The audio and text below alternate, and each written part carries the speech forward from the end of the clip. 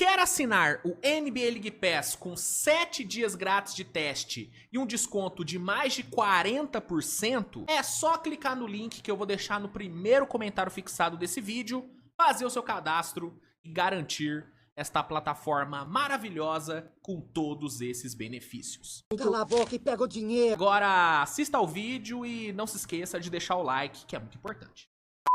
E aí, cara, indo aqui pro nosso vencedores e perdedores, o vencedores e perdedores da rodada, eu vou começar... Hoje eu vou começar diferente, hoje eu vou começar com os perdedores. Normalmente eu sempre começo com os vencedores, né? Hoje eu vou com os perdedores. O primeiro perdedor pra mim, cara, é o Towns. Towns, ele fez um ótimo jogo 1. Jogando muito bem, sendo muito importante naquela run de 21-0. Mas ontem o Towns fez um jogo muito fraco, cara. Foi um dos piores jogos do Towns em playoff, tá? Um dos piores jogos dele. Eu até vi uma estatística sobre isso. Deixa eu ver se eu acho aqui. Cadê?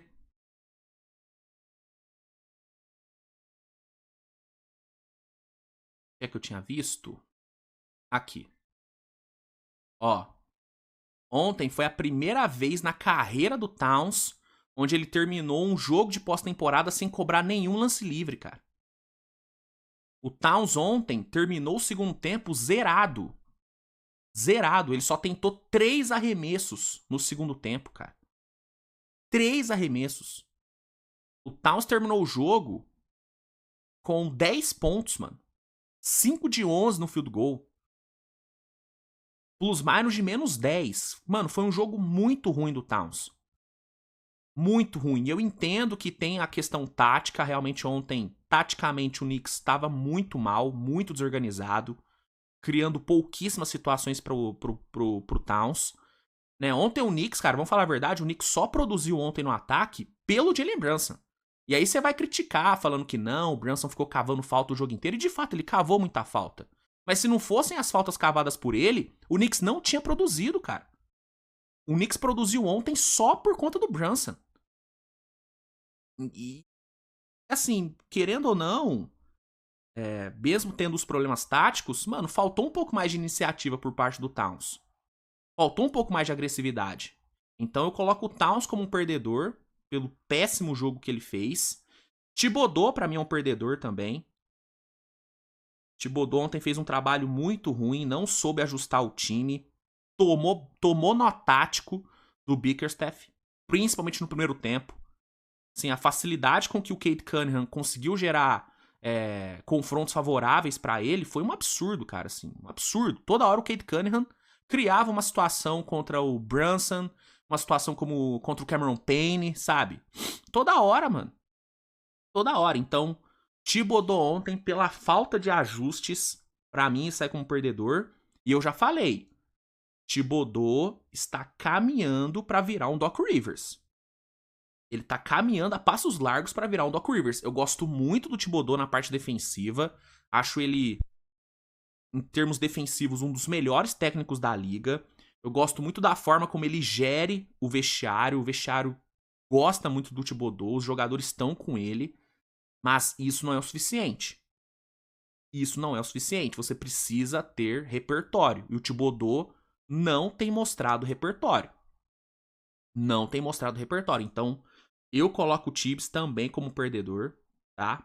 Entra aqui na lista.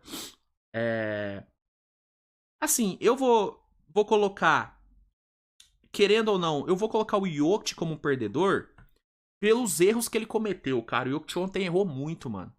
E assim, eu não coloco ele como culpado pela derrota. Pra mim, o culpado da derrota do Denver foi o Kawhi. O Kawhi foi o culpado pela derrota, tá?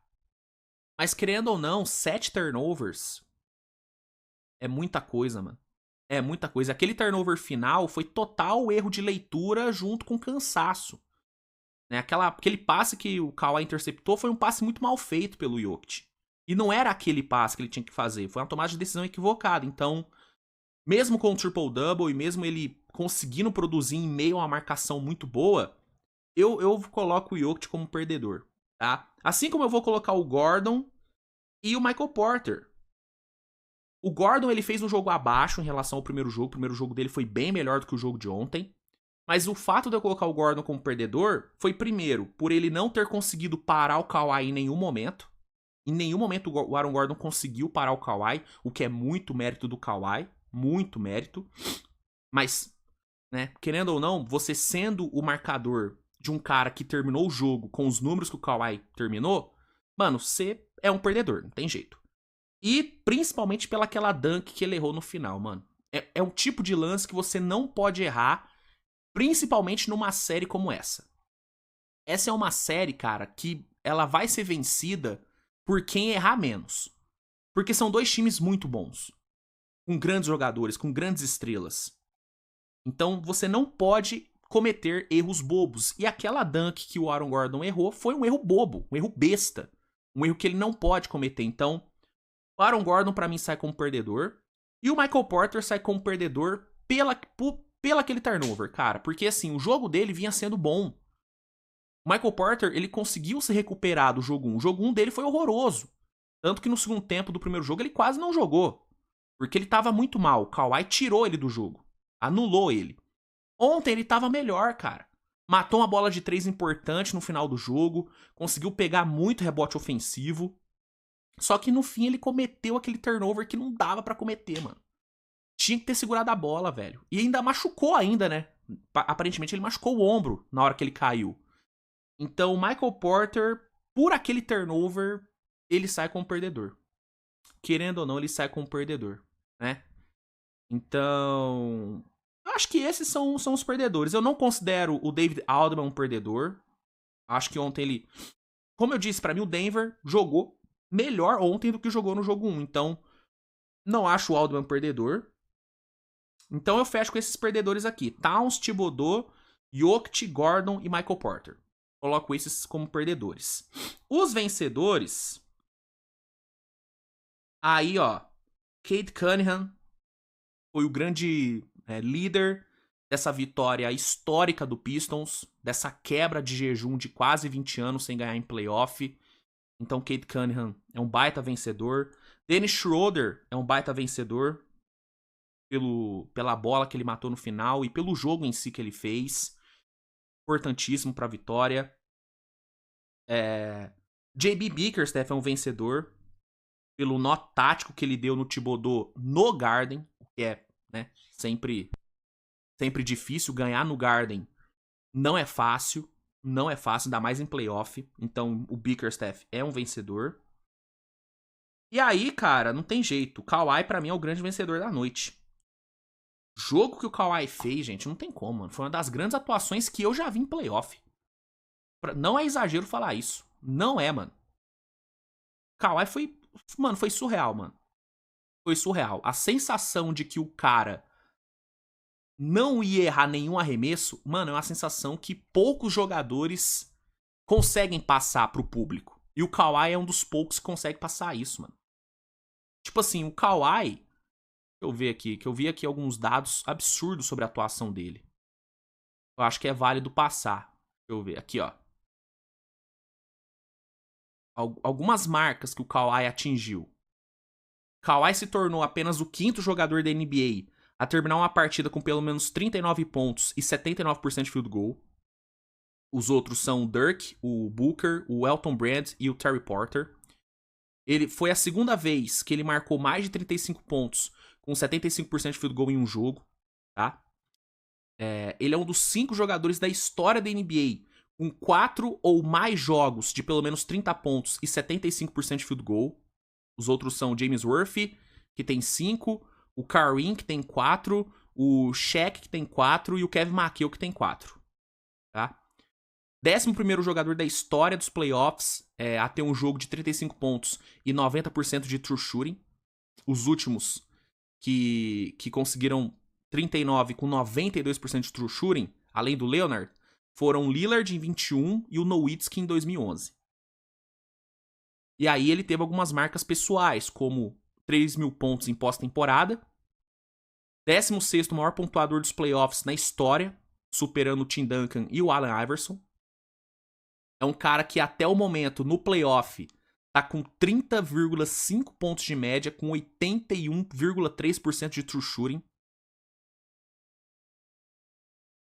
E aí, pegando os números dele nos últimos 66 jogos em playoff, ele tem 29,1 pontos, cara, de média. Nos últimos 66 jogos dele de playoff.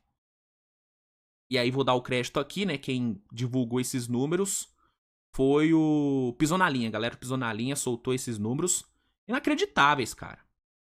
Inacreditáveis. Então, Kawhi é o grande vencedor da noite. E eu vou te falar, cara. Eu pretendo trazer o MVP dos playoffs, fazer a corridinha do MVP dos playoffs. Vou fazer, né? A cada fim de rodada eu vou trazer o melhor jogador da rodada. E aí no fim a gente vê quem será, né? O MVP dos playoffs. Mas eu já adianto, cara. O Kawhi, ele caminha a passos largos pra vencer essa primeira parcial do MVP dos playoffs, mano. Porque é bizarro o que ele fez ontem, mano. A atuação de ontem, ela foi muito grande. Foi muito grande. Então, Kawhi Leonard, pra mim, grande vencedor da noite. E... mano, que bizarro, cara. Que bizarro. E que bom é poder ver esse cara jogando saudável no playoff, mano. Isso é muito bom. E se Deus quiser, ele vai se manter saudável. Se Deus quiser. Porque a gente merece, mano. A gente merece um Kawhi saudável durante todo um playoff. A gente merece. E a última vez que a gente teve isso, né, levantou o caneco, né, em 2019. Se bem que na bolha, ele tava saudável também, né? Na bolha ele tava saudável. E o Clippers tomou aquela virada. Mas enfim. A gente sabe que esse cara entrega quando tá saudável, né? Os 2 MVPs de finais falam por si. Enfim, pra mim o grande vencedor da noite foi ele. Uma atuação bizarra. E... que vitória do Clipão.